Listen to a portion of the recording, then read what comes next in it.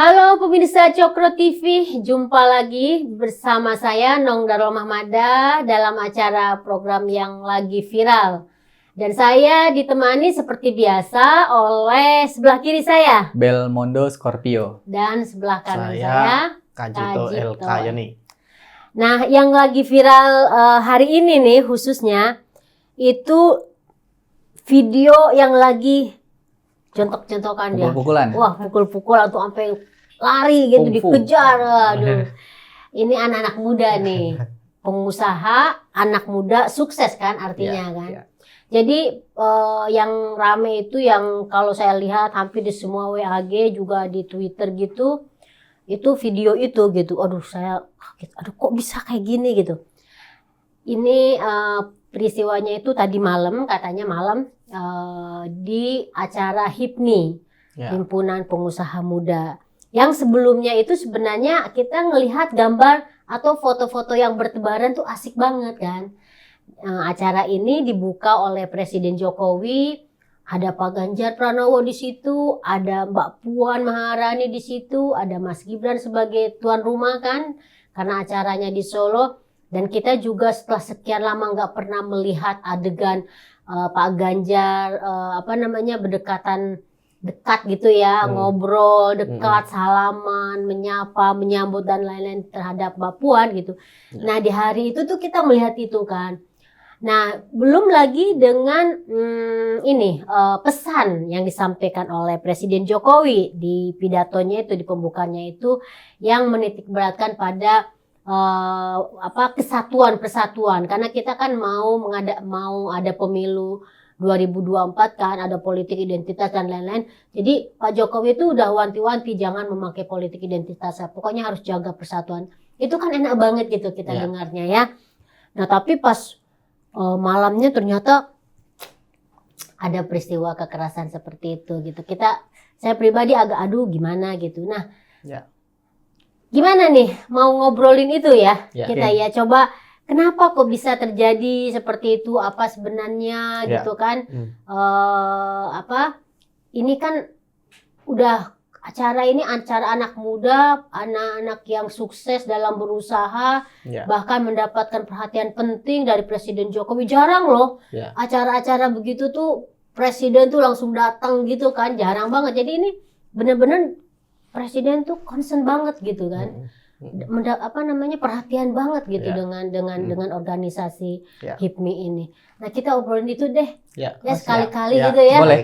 Oke, silakan siapa dulu nih? Ya, silahkan senior. Yang HIPMI dulu. HIPMI dulu. Oke, silahkan. Ya, terima kasih Teh Nong, Bro Belmondo. Jadi memang mengejutkan ya, pembukaan yang begitu adem, di mana tokoh yang dikabarkan saling istilahnya berkonflik, sikut-sikutan katanya di minimal internal, tim sesnya gitu ya. Tim sesnya ya di internal PDIP. Nyatanya kemarin itu adem, saling senyum, matanya berbinar, salaman, ngobrol ringan gitu ya, main guyon istilahnya gitu. Dan itu indah gitu loh. Bajunya seragam. Iya, itu seragam. Tapi kan juga loh, kok senada janjian ini gitu ya. Ternyata nggak semua segitu. Panitianya juga baju sama. Ternyata seragam Sama gitu. ternyata. Jadi gambaran indah itu ditambah dengan pidato presiden yang adem ya. Memang ada pengingat bahwa jangan menggunakan politik identitas. Tapi itu kan beberapa kali disampaikan begitu. Artinya bahwa Pak Presiden pun sebenarnya adalah kader HIPMI ya. Jadi beliau mengatakan itu secara langsung bahwa beliau pernah dibesarkan oleh organisasi tersebut. Dan ketika memberikan sambutan itu ya dia mewakili dua person sekaligus sebagai kader dan sekaligus sebagai presiden. Dan ini gambaran indah ini dirusak ya di akhir acara tengah malam ya, itu sampai jam 12 berapa itu ada adu jotos ya anak-anak muda yang masalahnya sendiri tidak jelas ya. Sampai ada beberapa sekarang belum dari panitianya itu belum jelas. Belum. Ada beberapa alasan ya, tapi semuanya itu belum terang lah. Kalau saya melihat kasus ini sering terjadi ternyata di HIPMI itu. Jadi adu jotos itu bukan hanya hari ini. Sebelumnya juga terjadi. Mungkin sebelumnya nggak sempat divideoin ya. Tapi ribut juga gitu loh.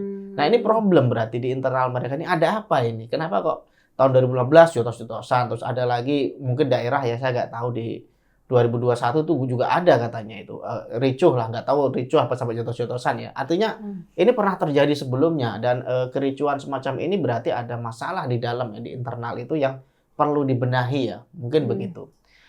Saya melihat bahwa kericuhan kemarin itu bukan perkara baru ya, bukan ada yang mengatakan ini perkara rebutan paha ayam ya tinggal satu itu kan joknya anak-anak gitu kan. Enggak lah, itu lebih mendalam lagi. Ada persoalan, saya menduga ini perebutan kekuasaan mungkin ya, perebutan jabatan dan sebagainya yang menurut saya dari panitia juga enggak arif ya, karena pertemuan tuh dijadwalkan jam 10 selesai. Orang punya acara dari pagi sampai malam, bayangkan stresnya kan. Ditambah mungkin udah lagi kecapean iya gitu kecapean, stres, sidangnya diskors lagi kan, ada yang protes tuh ke depan itu kan. Itu karena memang panitianya mestinya kalau jam 10 ya udah jam 10 dilanjutkan besok lagi misalnya. Harus ditutup hari itu, tapi enggak dipaksakan sampai jam 12 malam, orang ngantuk, stres, mungkin ada laparnya juga gak bagian ayam tadi. Dapatnya lengkuas ya kan orang. Pas bumbunya doang. Mungkin jadi banyak hal lah di sana itu, jadi itu gak proporsional ya. Mestinya acara sekelas itu sebesar yang didatangi oleh presiden itu mateng, rundown-nya mateng. Jadi kalau memang dari pagi sampai jam berapa selesai ya udah, nggak selesai besoknya lagi, berarti kan gitu. Jangan dipaksakan dan akhirnya memang nggak selesai juga dan berantem juga. Ini problem yang harus segera diatasi dan ini juga perlu ya didudukkan semua anggota di sana, elit-elitnya. Saya tidak tahu siapa. Jadi jangan terulang terus. Ini kok kayak malah kalau perlu diadakan ring tinju aja di tengah arena itu kalau memang langganan tiap ada munas jotos-jotosan kayak anak STM aja ini gitu loh. Jadi meskipun muda, darah muda ya jangan gitulah gitu. Itu kan contoh yang buruk ya. Acara sebesar itu dihadiri oleh presiden ya, yang ada di sana tuh orang-orang mapan ya, pengusaha mapan ya, berpendidikan rata-rata juga tinggi gitu ya, berwawasan luas, nggak sampai jotos-jotosan kayak organisasi nggak jelas gitu, organisasi paramiliter misalnya, organisasi yang ngafling tanah, jaga keamanan, nah itu wajar lah jotos-jotosan kan, yang pakai loreng-loreng itu, itu wajar. Tapi ini organisasi yang dianggap terhormat, dianggap bergengsi ya, tempatnya orang berpendidikan, tempatnya orang sukses, tapi kenapa itu sampai terjadi? Ini yang sangat disayangkan, dan ini perlu pembenahan di internal dulu menurut saya. Iya betul. Kamu gimana ngelihat peristiwa dari ini? segi anak muda? Dari segi anak muda. Karena ini kan ada kata mudanya kan. Iya. Kalau saya waktu kuliah tuh, kalau saya dengar anak-anak HIPMI itu berarti tuh anak-anak muda udah mahasiswa, punya usaha, berhasil lagi hidupnya gitu. Dan kalau kita lihat HIPMI ini kan himpunan pengusaha muda Indonesia ini kan, kalau Kadin tuh orang tuanya, HIPMI itu anak mudanya gitu. Anak-anaknya gitu. Anak-anaknya. Generasi muda yang pokoknya kalau dia berusaha dia sukses masuk HIPMI lah kira-kira begitu. Dan banyak circle atau lingkungan di sana yang mendorong mereka untuk jadi pengusaha yang menjadi contoh sebenarnya. Generasi-generasi muda itu kan lahirnya dari situ juga tuh, dari HIPMI juga. Kalau dikutip dari kata presiden, calon pemimpin-pemimpin, capres, cawapres itu kan ada di sini, dan itu sebenarnya adalah cerminan bahwa ada harapan besar tuh yang diletakkan presiden pada acara HIPMI. Dan kalau kita berkaca pada pemilihan pemimpin, sebenarnya lagi rame di tahun-tahun ini nih. Kayak kemarin tuh pernah tuh PMII. Iya sama, PMII juga kalau Ricu. Untung Muhammadiyah enggak. Hampir. Enggak. Itu didatangi presiden juga pemilihan pertama, tapi alhamdulillah enggak ricu. Terus HIPMI didatangi presiden, sayangnya ricu. Dan HIPMI ini waktu kita perhatiin tuh, poster layar yang besar itu kan banyak yang datang juga tuh ya, kayak Erick Thohir. Dan yang agak saya nonton itu tuh bagian Menteri Investasi Bahlil. Dia tuh agak ada bercandanya. Di sini tuh kayak ada ramah tamah yang ini presiden, di sebelah kirinya ada Ganjar, sebelah kanannya ada Puan gitu. Dan di situ tuh ada keharmonisan yang lahir gitu. Dan itu hari ini ketutup gara-gara ada yang adu jotos, dan itu sangat disayangkan. Dan Pak Bahlil itu juga ada bilang juga tuh, kalau mau jadi presiden nggak perlu jadi ketua HIPMI. Jokowi itu cukup jadi Dewan Pimpinan Cabang Kota Solo, tapi hari ini jadi presiden. Jadi orang masuk HIPMI itu kalau niatnya mengejar kekuasaan, saya rasa untuk dia lahir jadi generasi pemimpin itu kurang pas. Puan juga waktu itu ada, kalau nggak salah motonya HIPMI itu pengusaha apa gitu. Jadi kader-kader itu tuh yang lahir dari HIPMI itu selain menjadi pengusaha, itu jadi lahir juga orang yang punya berkebangsaan yang kuat. Gitu. Nilai-nilai itu tuh sebenarnya yang diharapkan dari 5 tahunan HIPMI ini hasilnya demikian gitu. Kemudian ada pilihan 3 pemimpin nanti, itu kan pemilihan politis tuh ya. Ada vote, ada saran di situ. kemudian adu jotos tuh ada saya baca beritanya juga tuh. Itu dari ada kelompok nomor 1, 2, 3 gitu tuh yang buat ricuh sengaja. Biar pemilihannya tuh mundur. Pokoknya diakal-akalin lah supaya nggak terjadi. Nah, momentum-momentum seperti ini kan berarti nggak ada kesigapan dari panitia ya. Antisipasi begitu. Masa acara sekelas presiden datang, menteri datang, ketua lembaga-lembaga negara datang, setelah itu acaranya risuh gitu. Jadi kayak nggak ada manfaatnya. Bagus nggak usah dipilih secara offline gitu, online aja ngevote, dibanding kita harus kelahi-kelahi gitu. Jadi kan malu. Jadi kalau anak-anak muda pun lagi punya usaha nih, terus mereka pengen masuk organisasi pengusaha, mau masuk HIPMI, nggak usah deh. Setiap 5 tahun berantem aja kerjaannya gitu. Padahal yang berantem bukan pimpinan, kan anak-anak yang di bawah itu kan. Cuman citranya rusak tuh sampai hari ini. Itu tuh yang disayangkan dari HIPMI kalau saya perhatikan. Iya, ya tadi Belmondo kan bilang meskipun ini yang pelaku lah ya, pelaku yang jotos-jotosan berkelahi itu kan bukan ketuanya tapi pesertanya anak-anak buahnya ya. Tetapi ini yang tadi dibilang oleh Kak Jito, justru ini menjadi pekerjaan rumah atau pekerjaan yang paling berat kan buat para pemimpinnya untuk istilahnya tuh mengendalikan atau mengatur atau gimana mengedukasi para kadernya itu, para pesertanya. Kalau memang itu terjadi misalnya setiap event istilahnya Mukernas atau pemilihan kongres gitu kan, Munas itu kan begitu menyedihkan kan. Maksudnya gini, apakah ini sempat saya guyon gitu di Twitter saya tuh, apakah para peserta HIPMI ini merupakan kayak semacam generasi tawuran waktu SMA-nya apa gimana, sehingga kok dalam setiap event ini mereka kok melakukan hal-hal seperti itu. Kan sempat kan sebelum Presiden Jokowi kan kita selalu hampir mendengar atau membaca berita soal tawuran-tawuran gitu ya. Gitu. Jadi tradisi kekerasan di dunia anak muda di kita itu memang menyeluruh ya, di seluruh wilayah di Jakarta. Di Jakarta tawuran anak STM misalnya. Kan bukan anak SMA aja, SMA kan secara itu secara umum. Saya anak STM agak terkenalnya itu anak STM gitu, karena laki semua kan gitu.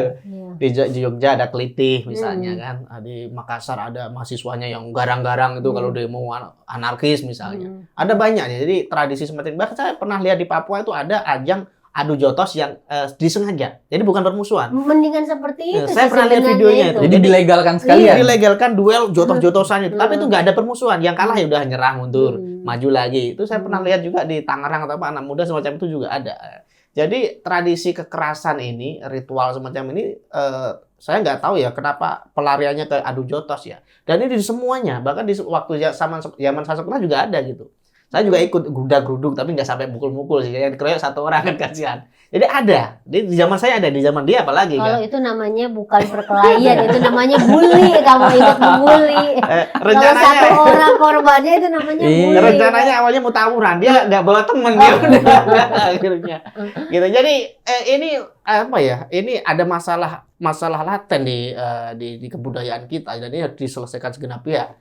Jadi kalau yang jotos-jotosan itu anak SMA, kita maklum lah anak sekolah. Ini nyatanya yang udah pengusaha masih jotos-jotosan juga. Ini problem di dalamnya kan. Jadi saya juga heran ya, HIPMI itu kan ada hierarki, ada ketua, ada daerahnya. Mewakili kayak Pak Jokowi kan daerah ya, Solo. Itu kan ada anggotanya lagi. Nah ini kenapa nggak bisa memanage anggotanya ya? Misalnya di Solo, itu anggota saya sekian. Jadi ya dia harus dengerin saya dong, saya ketuanya gitu loh. Kira-kira begitu. Tapi yang terjadi di sana tuh liar, seolah-olah koboi gitu loh. Jadi main jotos aja, yang protes ke depan, maju bareng gitu loh, nggak ditertibkan. Nah kalau ada yang istilahnya hierarki tadi kan ketuanya bisa kasih teguran misalnya. Karena nabahmu nggak tertib, kamu saya kasih teguran misalnya, atau kamu saya denda, gitu, misalnya gitu ya. Nah, jadi itu ada efek jera juga ke anggota. Ini organisasi sebesar ini yang dianggap orang organisasi elit ya, berpendidikan kok sampai adu jotos, dan di acara itu sesudah presiden memberikan pesan damai. Ini kan sangat kontra sekali ya.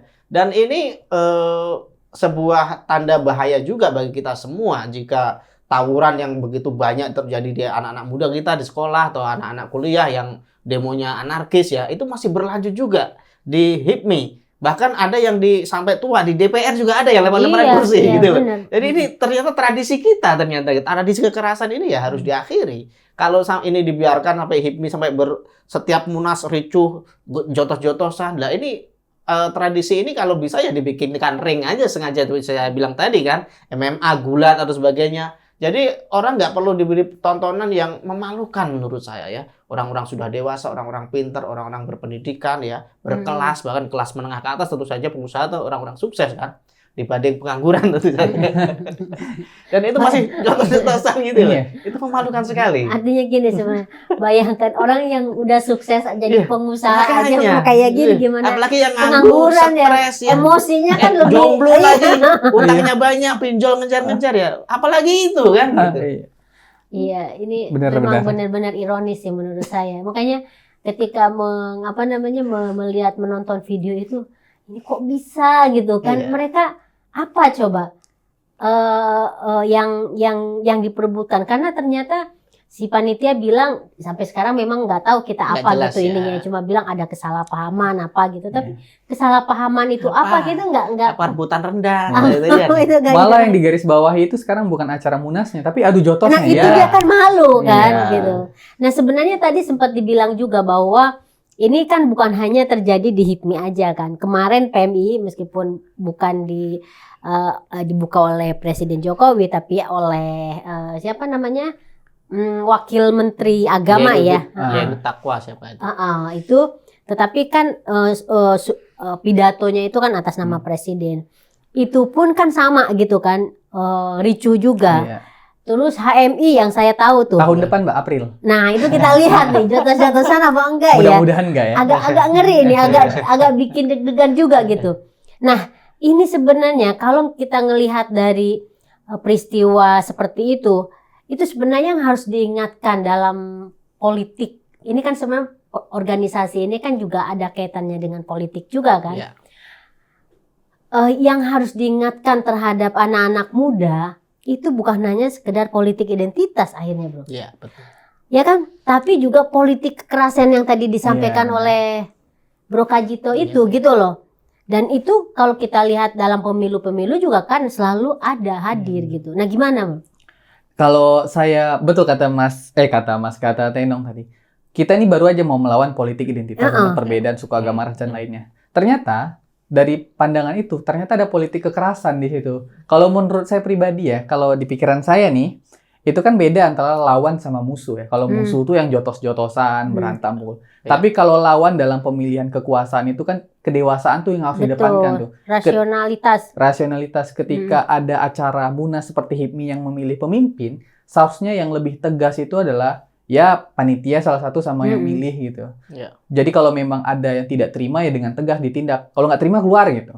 Atau sesuai quorum, hal-hal yang kayak gitu tuh. Jadi sportivitas mereka dalam lawan pemilihan kekuasaan itu dewasa tuh. Betul. Dan hari ini itu nggak tercerminkan di HIPMI karena dua orang atau beberapa orang yang berantem, seluruh HIPMI itu rasanya jadi kayak buruk di mata orang gitu. Dan itu sayangnya gitu. Dan anak muda tuh kadang emosinya suka membara-bara ya, berapi-api, cepat melecut gitu. Jadi bawaannya pengen mukul aja gitu. Dan hari ini itu yang kurang, literasi tentang menjauhi kekerasan dan sportivitas dalam melawan kekuasaan itu yang saya rasa kurang kalau anak muda sekarang.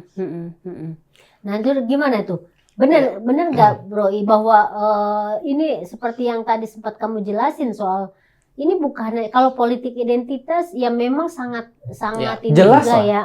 Jelas. Ya, jadi ini memang saya pernah punya premis ya. Kenapa dulu anak-anak yang dibesarkan di zaman Orde Baru itu jadi beringas, bengis. Katakanlah di media sosial kejam itu kan generasi saya itu yang ke atas tuh yang yang kemakan hoax dan sebagainya. Itu karena zaman Soeharto kami itu dididik untuk jadi seorang psikopat. Kami diwajibkan nonton G30 SPKI yang sadis itu, yang berdarah-darah, yang mengajarkan kekejian itu mengendap di bawah sadar ya. Itu selama bertahun-tahun sampai kami dewasa sampai Soeharto runtuh, katakanlah begitu. Jadi kalau dulu premis saya begitu ya. Kenapa kok politik kekerasan katakanlah begitu di generasi saya itu marah itu karena salah satunya G30 SPKI dulu. Tapi sesudah film itu ditiadakan pun ternyata masih ada gitu loh. Berarti bibitnya bukan hanya itu, jauh lebih tua dari itu ya.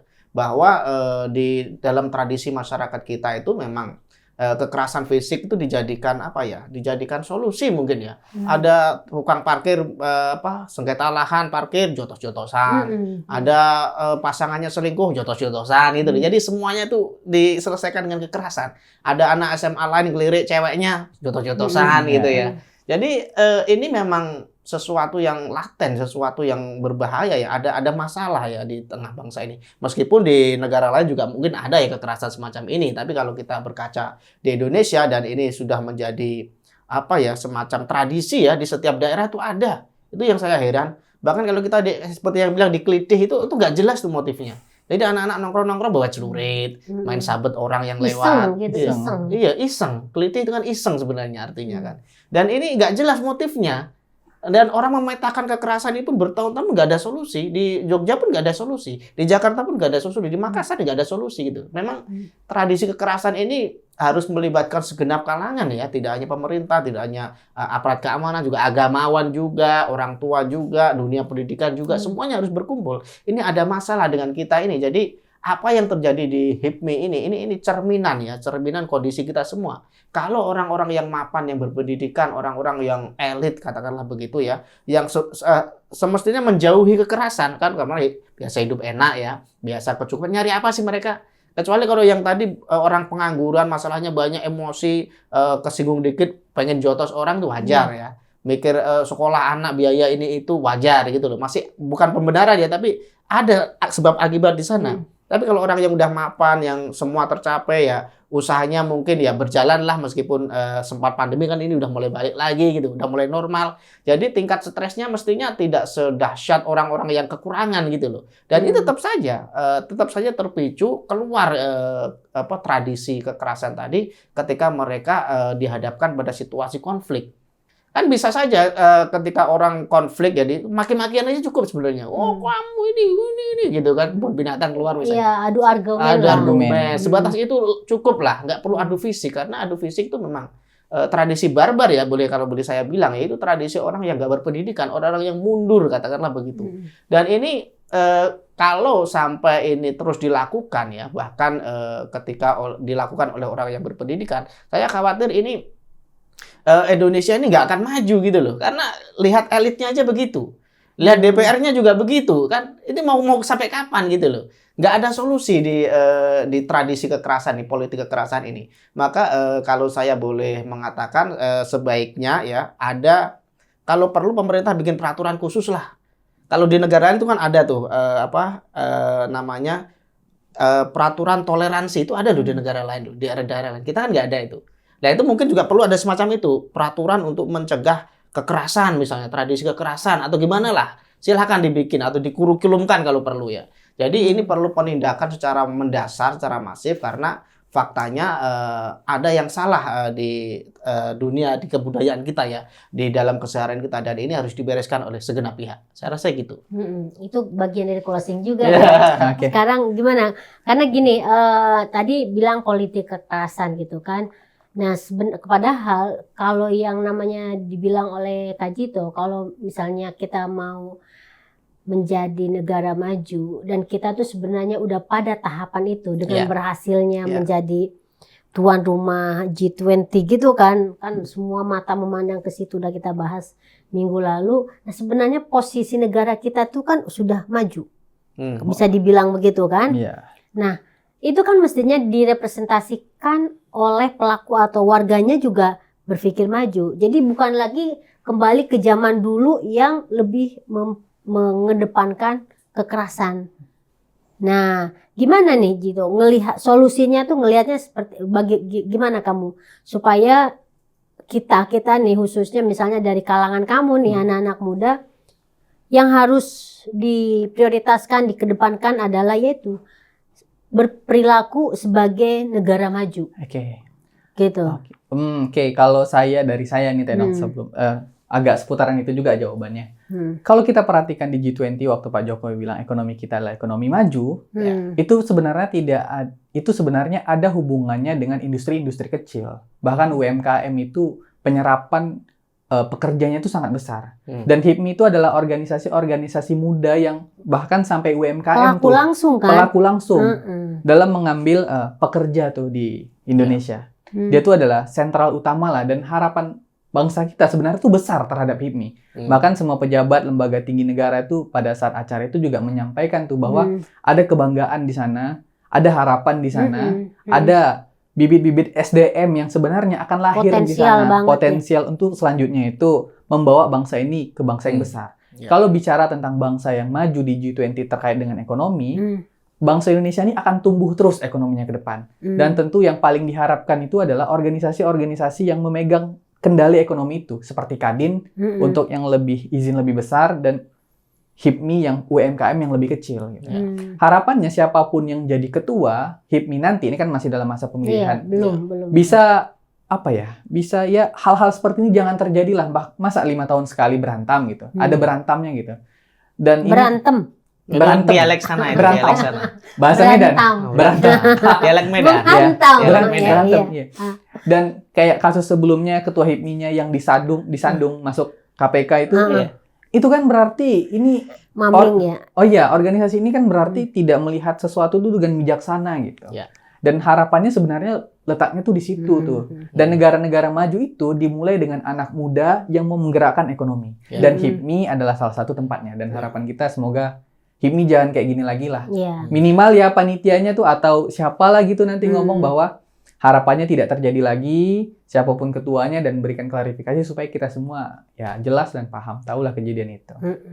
Benar tuh. Jadi seperti closingnya Belmondo, dengan viralnya video jotos-jotosan HIPMI di event sekarang ini juga menjadikan pelajaran buat HIPMI yang sebenarnya menjadi harapan bangsa, menjadi tulang punggung. Karena kan ini anak-anak muda yang 10 tahun mendatang kan pegang kendali ekonomi. Istilahnya kendali ekonomi, dan dalam posisi yang bagaimanapun, seperti misalnya dalam kondisi sekarang dunia lagi krisis, resesi dan lain-lain. Tapi kalau pelakunya tough, berpikir rasional. Karena kalau ya dengan tindakan kekerasan ini kan sebenarnya menunjukkan dia tidak berpikir rasional dan pendek banget gitu loh. Ya nggak punya pertimbangan apa-apa selain yaitu langsung gitu. Itu bukan cerminan anak muda yang bisa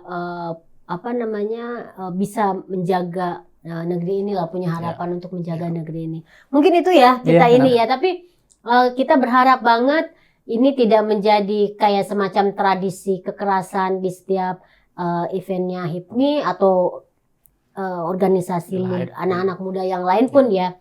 Dan kita berharap ini tidak terjadi gitu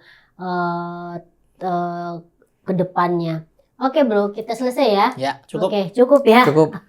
Baik pemirsa Cokro TV, kita akhiri program yang lagi viral, dan minggu depan kita akan bertemu lagi dan membicarakan yang hangat-hangat lagi ya. Terima kasih, salam.